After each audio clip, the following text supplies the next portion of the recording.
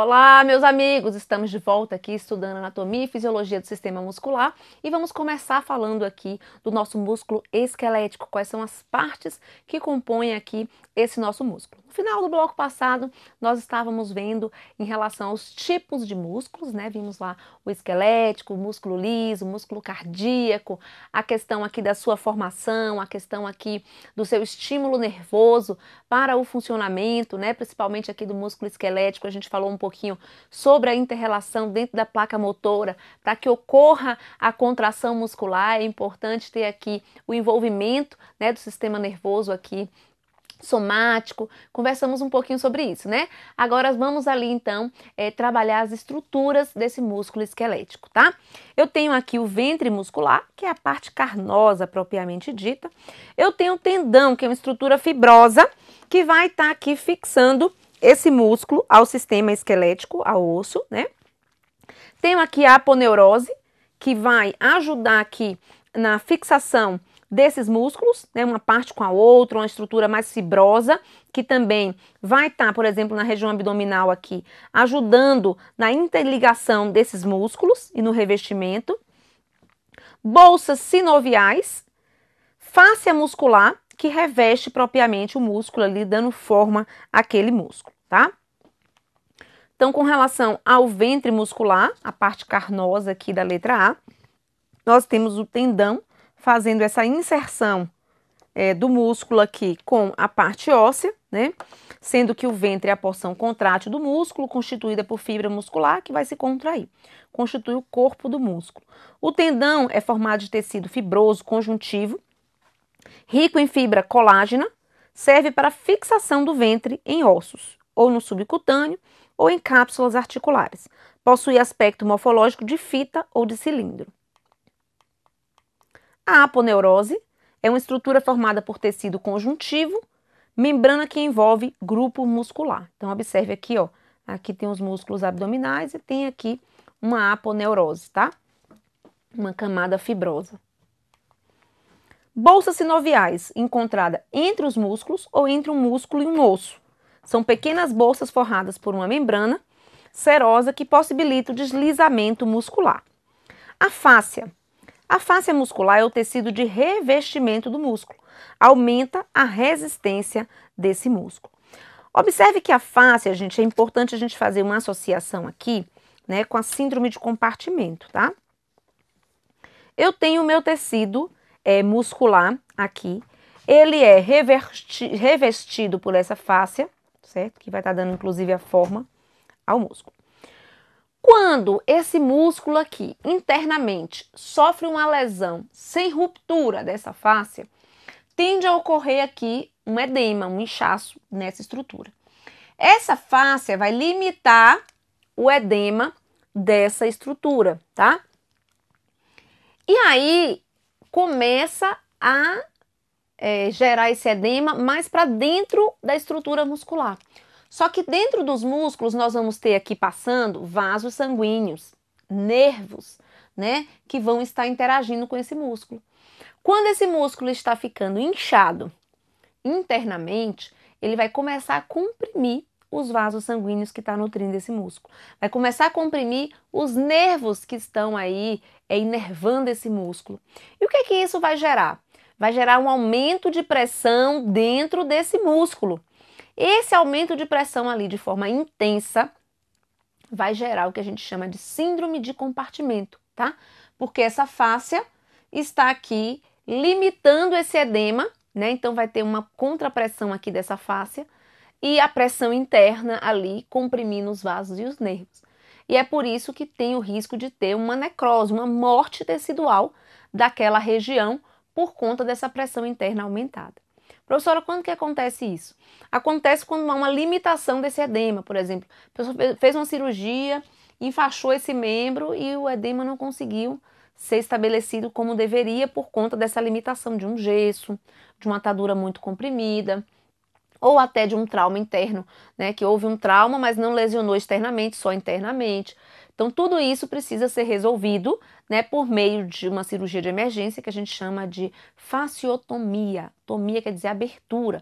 Então, vai abrir essa estrutura da fáscia permitir que o edema aconteça para fora e não para dentro, e dessa forma descomprimir o vaso sanguíneo, que é responsável por nutrir aquele músculo de sangue, e o nervo, que é responsável por nutrir aquele músculo no sentido de estímulo nervoso, tá certo? Então é muito importante a gente fazer essas correlações para o entendimento da associação de como que a anatomia e fisiologia é importante para entender ali os problemas que acontecem, por exemplo, em um trauma, que acontece numa situação clínica de atendimento ao paciente, ok?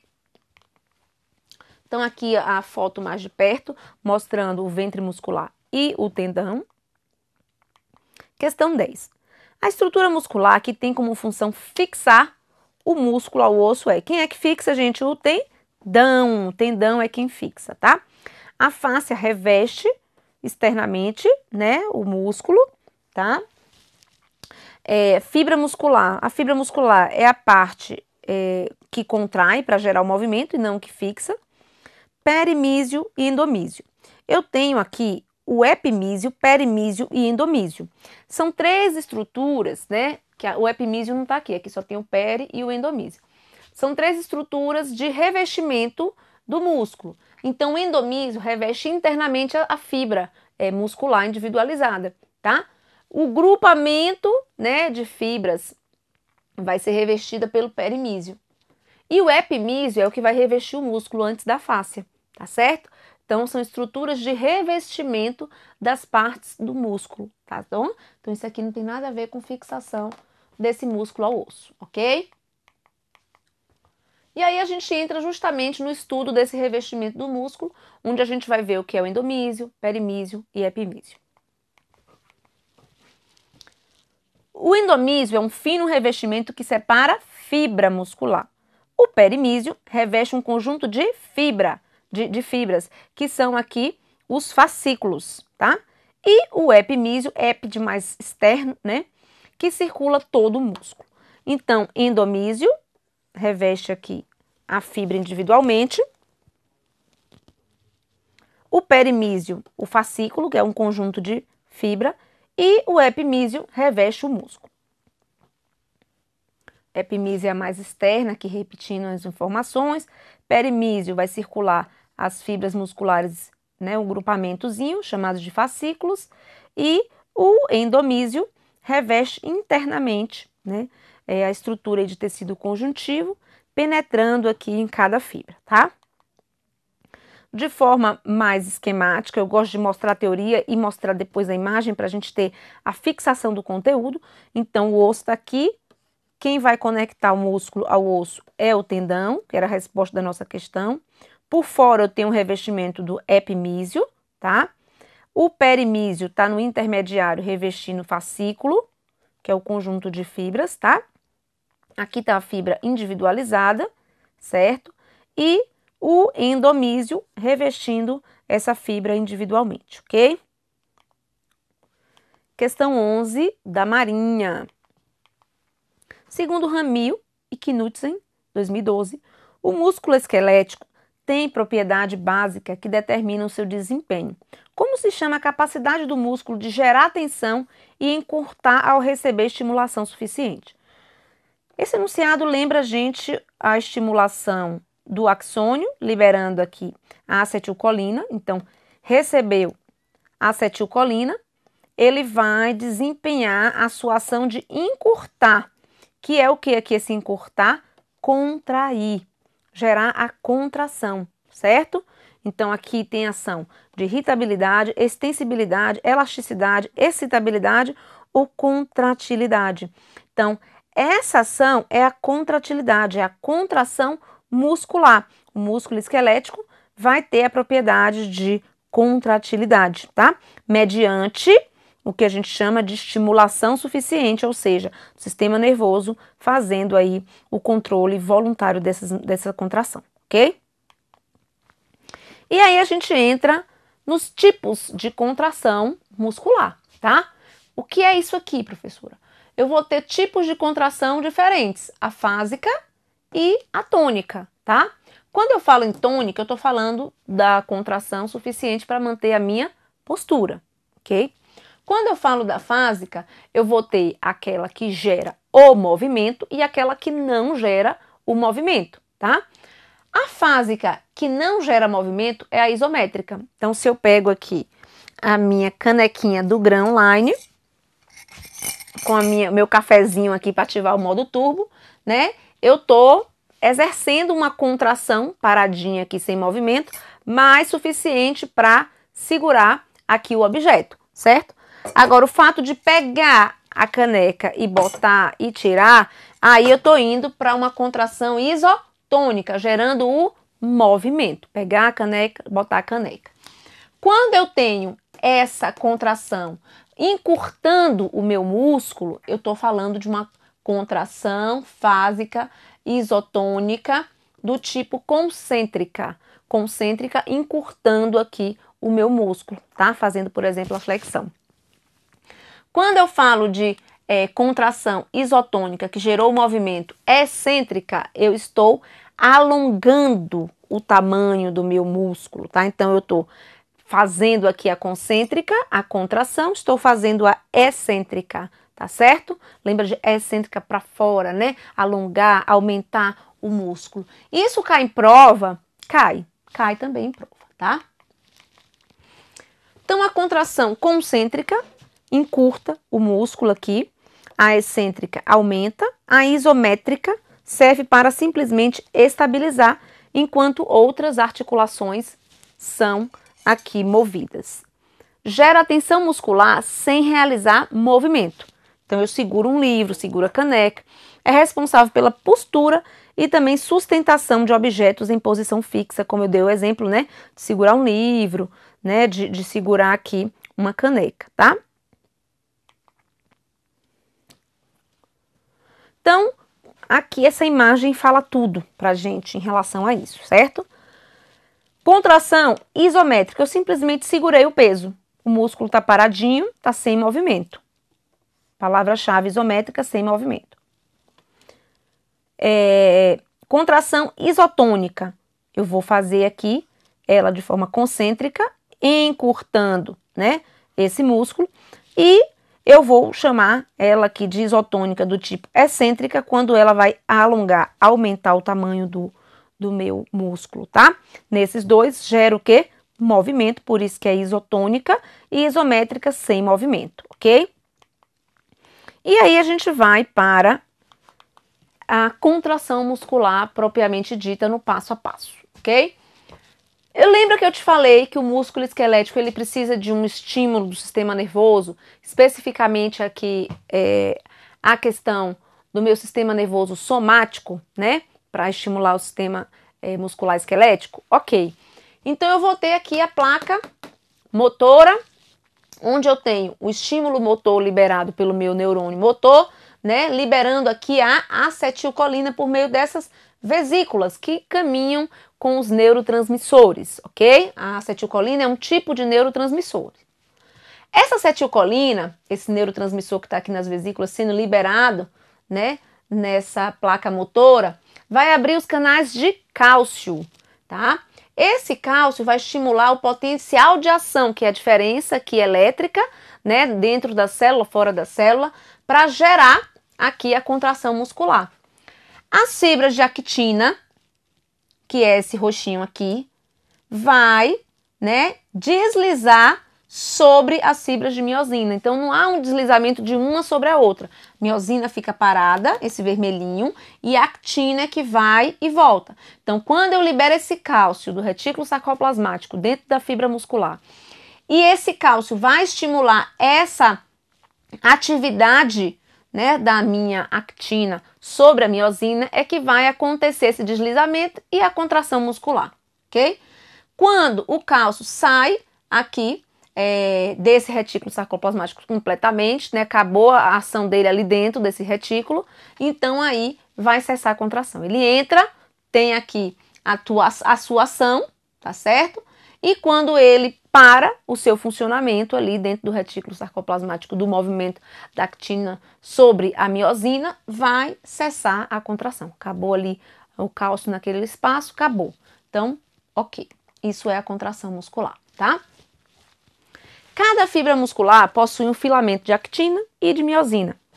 A fibra de actina desliza sobre a fibra de miosina para proporcionar a contração. Eu preciso dizer para vocês que a fibra, que a célula muscular do músculo liso é diferente. Não é igual essa contração do músculo esquelético que a gente está falando aqui, não, tá? Acetilcolina, cálcio, actina, miosina, isso é do músculo esquelético, tá bom? Importante, porque isso daqui a pouco vai estar na questão. A contração é esse deslizamento entre a actina sobre a miosina, estimulado pelo nervo motor que liberou a nossa acetilcolina. A contração vai depender dessa diferença de energia, né, de potencial de ação, que é gerado quando o cálcio entra e sai. Então, aqui uma imagem mais próxima em relação àquela nossa imagem, né, da actina se deslizando sobre a miosina, né, sem gerar o movimento da miosina, tá? Só a actina que anda.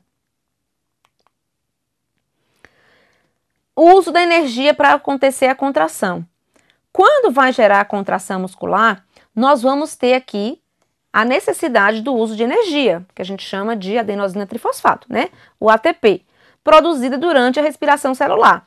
Quando a glicose, por isso que eu preciso da glicose, né, para o funcionamento das minhas células, é degradada mediante a resposta anaeróbica com o uso de oxigênio, eu vou liberar aqui energia. Essa é a funcionalidade, né, da minha ação aqui bioquímica para gerar o quê? Energia para o movimento do meu corpo, para tudo que eu preciso, né, inclusive o funcionamento individual celular. O ATP atua tanto na ligação da miosina e da actina, quanto em sua separação, que ocorre durante o relaxamento muscular. Quando falta energia, falta o ATP, a miosina mantém-se unida à actina, causando enrijecimento muscular. Isso vai acontecer, gente, quando a gente faz uma conexão aqui, né, do paciente que morreu, né, nós vamos ter o caso da rigidez cadavérica, que é o rigor mortis, né, uma das características quando o corpo está aí passando pelo estágio da morte inicial, onde fica ali aquela parte rígida, né, e isso vai acontecer justamente porque a actina e miosina vai se ligar, se conectar de forma bem importante, fixa, gerando o enrijecimento ali daquela parte do nosso corpo, né, completamente, tá certo? Então, observe que se não houvesse a produção de energia, o funcionamento do nosso corpo não iria acontecer. Então, é preciso ter essa homeostase, é preciso ter aqui o funcionamento do nosso corpo em relação à necessidade de ter glicose, de ter oxigênio. Aí a glicose vem do sistema digestivo, o oxigênio vem do sistema respiratório, eles são ali levados pelo sistema circulatório para cada célula, onde a célula vai gerar a quebra dessa glicose, né, mediante ali o uso do oxigênio para produzir de forma aeróbica uma maior quantidade de energia, e é essa energia que vai fazer o nosso corpo funcionar, tá? Vamos lá, questão de número 12, prova da IADES. No que se refere ao músculo esquelético, que apresenta um fenômeno da contratilidade, proporcionando o encurtamento de suas fibras e o consequente movimento, é correto afirmar que eles realizam que tipo de contração? Então, o músculo esquelético apresenta uma contratilidade, encurtou. Encurtamento, a gente está falando de uma contração isotônica do tipo concêntrica, que está aqui na letra B, ok? Observe, gente, que quando eu falo desses tipos de contração, né, aqui é sem movimento, né, aqui alonga. Isotônica é o tipo que subdivide em concêntrica e excêntrica, né? Então, é importante a gente entender que o isotônico poderia ser resposta? Não, ele é um grupamento maior. Ele quer a parte do isotônico que faz o encurtar, né? O encurtamento do meu músculo. Então, eu estou falando do concêntrico. O excêntrico é o que alonga, ok? Então, muito cuidado. Tem que saber fazer prova, não só ali na superficialidade do conteúdo. Eu tenho que aprofundar o conteúdo e também fazer aqui a questão, né, das nossas sabedorias, né, dentro do entendimento do que a questão quer pra gente. Vamos lá, questão 13. A histologia é a área da biologia responsável pelo estudo dos tecidos, conjunto de células que apresentam interdependência estrutural e funcional e que desempenham funções específicas no organismo. Os órgãos são formados pelo agrupamento de tecidos. ao passo que o conjunto de órgãos formam os sistemas. Então, aqui ele está falando, né, da nossa relação entre célula. As células se agrupam, formam os tecidos. No caso, o tecido muscular é um tipo de tecido, né, estudado lá na histologia. A gente tem o conjuntivo, tem o tecido nervoso, tem o tecido tegumentar, né, epitelial. Então, essas células se unem, formam os tecidos se unem para formar aqui o órgão, né, propriamente dito. Vamos dizer aqui, que órgão é esse? Não sei. O coração, né? Então, a gente vai ter essa... Já que a gente está falando de sistema muscular, né? Vamos falar aqui, né? Do músculo em si. E aí, ele vai se unir para formar o sistema muscular de uma forma completa. Ele está, na introdução, gerando essa lembrança para a gente, nessa evolução. Nos sarcômeros musculares, os filamentos de actina e miosina são organizados de modo repetitivo e ordenado, ok? Né? Lembra lá daquele desenhozinho todo bonitinho, actina, miosina? O que pode ser observado tanto no músculo estriado quanto no liso. Epa, epa, epa, epa. Essa relação de actina, miosina, né, esse deslizamento da actina sobre a miosina é exclusivamente do músculo estriado. O liso não tem isso não, galera.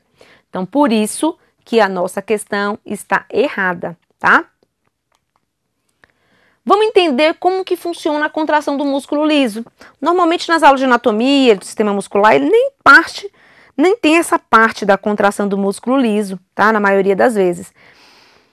Mas, como houve a necessidade por meio dessa questão, e eu sempre digo assim, a minha aula ela é conduzida, a parte teórica, pelas questões. Eu monto ali a parte do esqueleto básico, pego as questões e aí eu digo assim, aqui eu preciso aprofundar mais, aqui eu preciso tirar um pouco mais, e a gente vai ajustando a teoria de acordo com o que vai aparecendo nas questões, porque senão a gente estuda coisas que não precisa, que não é cobrado, e perde o que é a essência do que a prova cobra.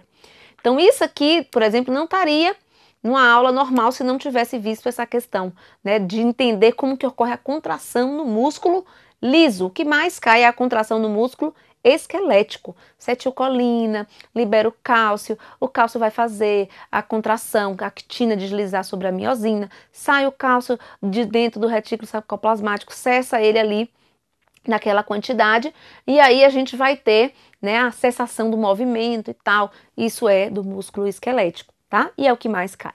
Mas já que veio aqui dizendo, né, um pouquinho da contração do músculo liso na questão, a gente precisa saber como que funciona lá. Vamos aqui. Então, primeira coisa, no músculo liso ele não tem os sarcômeros, tá? O mecanismo de contração da fibra muscular se dá através do deslizamento de miofilamentos. Sem túbulo T e com o retículo sarcoplasmático extremamente reduzido, essas fibras têm as numerosas vesículas de pinocitose, desempenhando um papel importante na entrada e saída do cálcio. O cálcio também faz parte da contração do músculo liso, tá?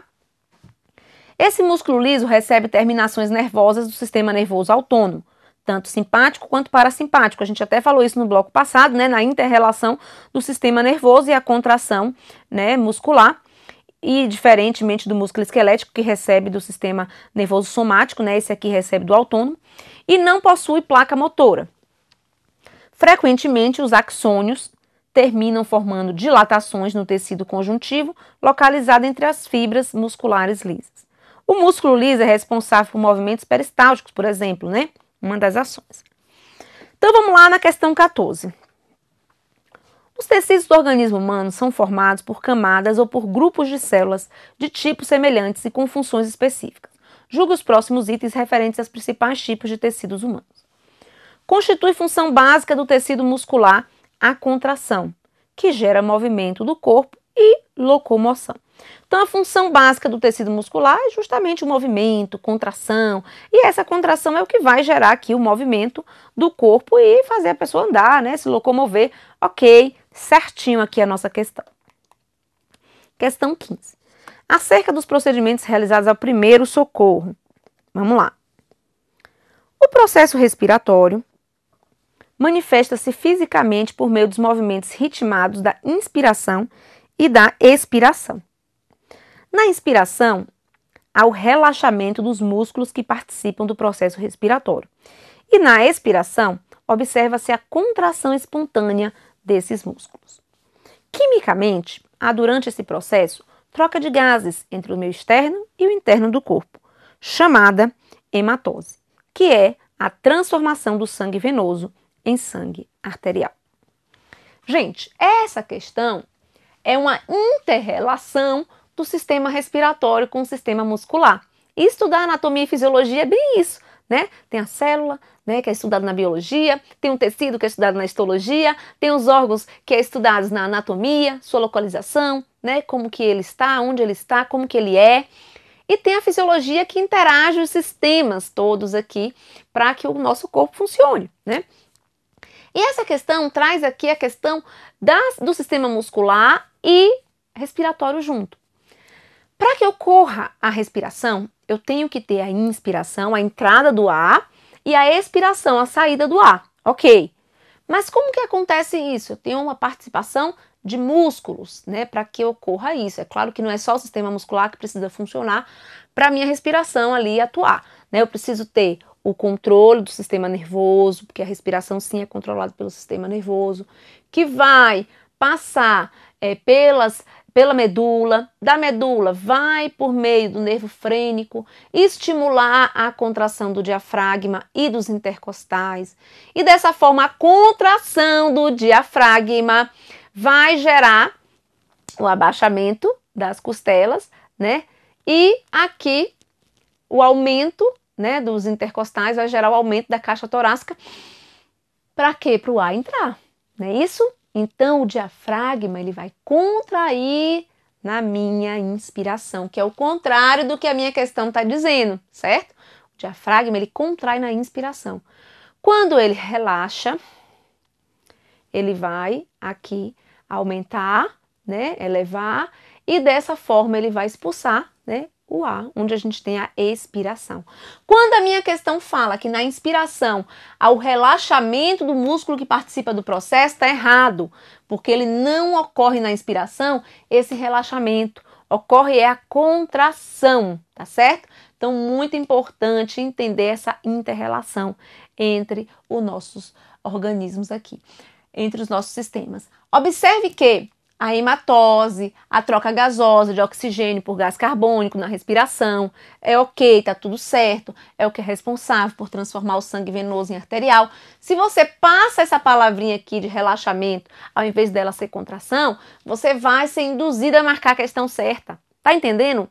O grande lance de passar em concurso não é o conteúdo só, é você saber ter concentração, ter calma na hora da prova, de entender que aqui não é um relaxamento, aqui é contração e aqui é o relaxamento, né, em relação à expiração, ok? Então, com relação a isso, é muito importante você não cair nessa pegadinha, ok?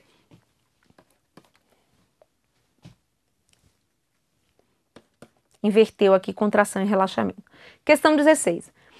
As células musculares agrupam-se em feixes para formar as massas macroscópicas que recebem o nome de músculos. Acerca do tecido muscular, julgue o item subsequente. A fibra muscular, a fim de poupar energia, pode contrair-se parcialmente. Olha uma pegadinha importante de aprofundamento aqui pra gente. A fibra muscular, gente, ela tem que contrair totalmente. Eu posso contrair menos quantidade de fibras ou mais quantidade de fibras, mas quando a fibra se contrai, ela contrai totalmente, ok? Então tá errado isso aqui. Vamos ver como é que tá escrito na literatura. Uma fibra não pode contrair parcialmente.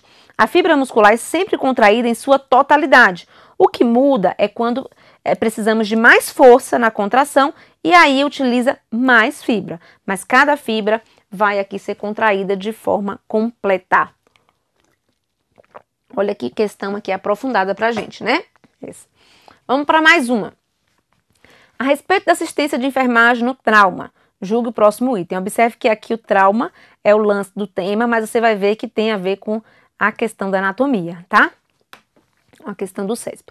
Dado que o traumatismo raquimedular compromete a inervação do corpo abaixo do nível de sua localização, no caso da lesão cervical alta, o comprometimento motor poderá levar à parada respiratória, em decorrência da paralisia dos músculos responsáveis por essa função. É isso mesmo, gente. Eu preciso do sistema nervoso interferindo no sistema muscular para que ele execute a sua função, por meio ali da placa motora, não é isso? Quando eu tenho a questão da respiração, esse músculo da respiração, né, esse músculo e esse nervo, ele vai, esse músculo diafragma, receber inervação do nervo frênico que sai lá da região cervical. Então, uma pessoa que fica tetraplégica, ele precisa receber aqui, né, a nossa ventilação mecânica para conseguir respirar, porque senão vai cessar o movimento respiratório, porque eu não vou ter aqui o meu diafragma contraindo para que ocorra a inspiração, ok? Então, o paciente, quando tem um acidente automobilístico, que tem uma lesão medular alta, se ele não for socorrido a tempo, a ponto de gerar aqui a assistência ventilatória, né, ele vai entrar em parada respiratória, e como está tudo relacionado, a parada respiratória leva a uma parada cardíaca, né, porque falta de oxigênio, o coração não consegue depois bater adequadamente e para também, tá certo? Então, certinho aqui a nossa questão, fazendo essa correlação do funcionamento do sistema nervoso com o sistema muscular para que a respiração aconteça. Questão 18. Acerca das funções do sistema do corpo humano, julgue o item.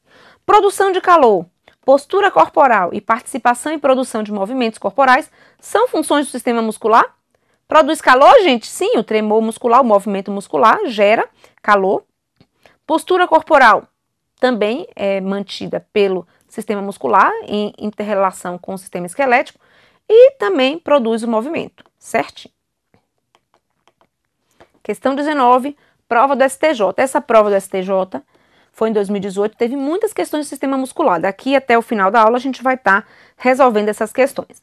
Com relação à anatomia e fisiologia muscular, julgue o item seguinte. Ao se contrair, o diafragma, um dos músculos mais importantes para a respiração, é um dos mais simples, que ainda tem os intercostais, se eleva, o que permite a entrada de ar na cavidade torácica. Esse processo é conhecido como inspiração. Olha aqui, gente, o diafragma na inspiração, ele não se eleva, ele se eleva na expiração, ele abaixa. Porque se o diafragma baixar, eu libero espaço para expansibilidade pulmonar, para que o pulmão se abra, mas eu preciso abaixar o diafragma e não elevar, tá? Quando ele se eleva, ele comprime o pulmão para que o ar saia, ok? Errado, portanto, aqui a nossa questão. Só para a gente relembrar aqui, ó, o diafragma, né, contrai, quando ele contrai, ele abaixa.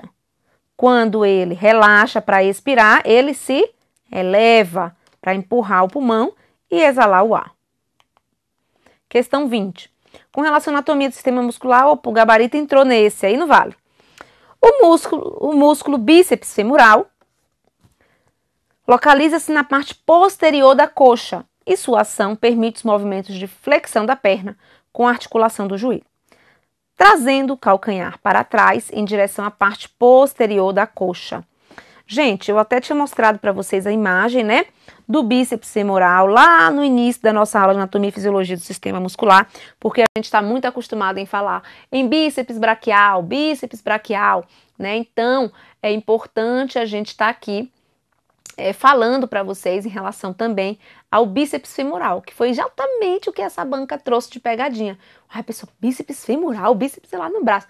Não, tem o bíceps femoral, que está ali na parte da coxa, tá? Entre a coxa e o joelho, ok?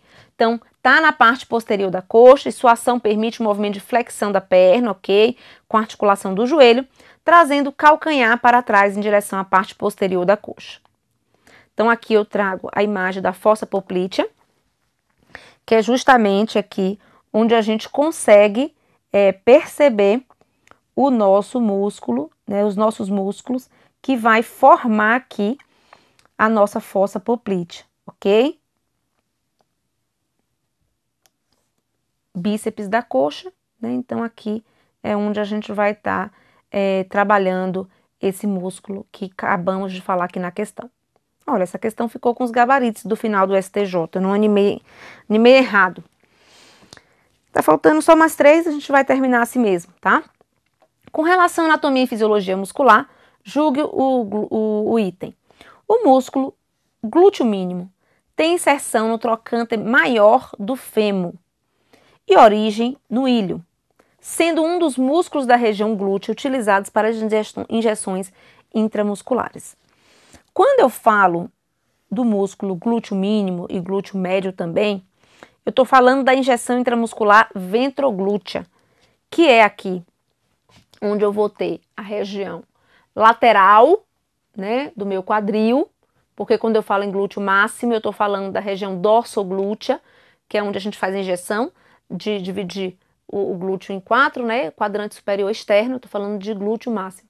Quando eu falo em glúteo médio e glúteo mínimo, né, eu estou falando da injeção ventroglútea, que é o número 1 de local ali prioritário para fazer injeções intramuscular, por diminuição do tecido adiposo, menor capacidade de gerar lesão em vasos e nervos, né, o local melhor, mas por falta de prática, por falta de experiência das pessoas, esse local não é muito utilizado na prática clínica, tá certo? Mas é exatamente nesse local onde é feito a injeção ventroglútea que está o músculo glúteo médio e glúteo mínimo. E a questão está certa que ele fala que o glúteo mínimo tem inserção no trocânter maior do fêmur. Trocânter maior do fêmur é uma saliência, trocânter em si é uma saliência, né? Uma eminência óssea exteriorizada, porque depressão é para dentro, e aqui o trocânter, né, é uma exteriorização da parte óssea, inclusive é onde acontece lesão por pressão, se a pessoa ficar muito deitada de lado, né, um tempo grande, pessoas que têm dificuldade de movimento, pessoas muito emagrecidas, é um local comum de abrir uma lesão por pressão. Então esse trocânter é onde vai estar inserido aqui o glúteo mínimo, ok? E origem no ilho, sendo um dos músculos da região glútea usados para injeção intramuscular, certinho aqui a nossa questão, tá? Só para a gente entender a divisão desses glúteos, né? Então eu tenho o glúteo máximo, onde eu faço aqui injeção intramuscular dorsoglútea, ok? E essa questão muito inteligente trouxe o glúteo mínimo, tanto médio quanto mínimo, é o local onde eu faço aqui a injeção intramuscular ventroglútea, tá? Que é aquela que a gente faz o formato de um triângulo e administra a injeção ali no meio do triângulo, tá? Entre a crista ilíaca. Com relação à anatomia humana, julgue o item. O diafragma é uma estrutura músculo-tendínea que separa a pelve do abdômen, gente, olha a pegadinha. O diafragma vai separar o quê, meu amigo? Isso foi uma prova da Polícia Científica 2016. O diafragma separa o abdômen do tórax e não da pelve, certo? Da região torácica. A última questão, com relação à histologia dos sistemas, julgue o item. As fibras musculares cardíacas originam-se em um complexo arranjo formado por uma rede de células contíguas, né, uma ligada ali na outra, o que permite a contração rítmica e vigorosa do coração. Aí aqui a gente está falando do sistema do músculo cardíaco, onde eu vou ter a contração do músculo cardíaco mediante esse estímulo interno do potencial de ação, nessa automicidade, essa autocapacidade do coração se estimular, tá? E dessa forma, as células cardíacas, pela essa produção da diferença de potencial de ação, vai gerar atividade elétrica e também a atividade mecânica subsequente, que é onde vai acontecer o movimento cardíaco de batimento e ejeção do sangue, ok? Por meio dos ventrículos direito e esquerdo, né? No ventrículo esquerdo a gente vai liberar o sangue para a circulação sistêmica por meio da artéria aorta e no ventrículo direito, por meio da artéria pulmonar, a gente vai levar ali o sangue pobre em oxigênio para receber oxigênio na circulação pulmonar. Mas esse detalhamento do funcionamento cardíaco e dessas questões aí de artérias e circulação a gente vai ver no bloco específico de anatomia cardiovascular, ok? Então nós finalizamos a nossa aula de sistema muscular, certo? E espero que você tenha gostado. Eu preparei uma aula com bastante carinho, né, para que você consiga gabaritar a sua prova nesse tema. Professora, você recomenda dar uma olhadinha nos músculos em relação à localização? Acho bom, acho que não perde tempo fazendo isso não, rapidamente, né, pegando esses mais importantes, o que a gente foi aqui direcionando. E segue outras aulas comigo aqui de anatomia, fisiologia e outras disciplinas no Gran Cursos Online. Eu quero muito contribuir com a sua aprovação e qualquer dúvida eu estou lá no fórum, onde a gente pode interagir um pouco mais, né? Aliás, muito mais, e continuar ajudando você nessa empreitada. Conta comigo aí.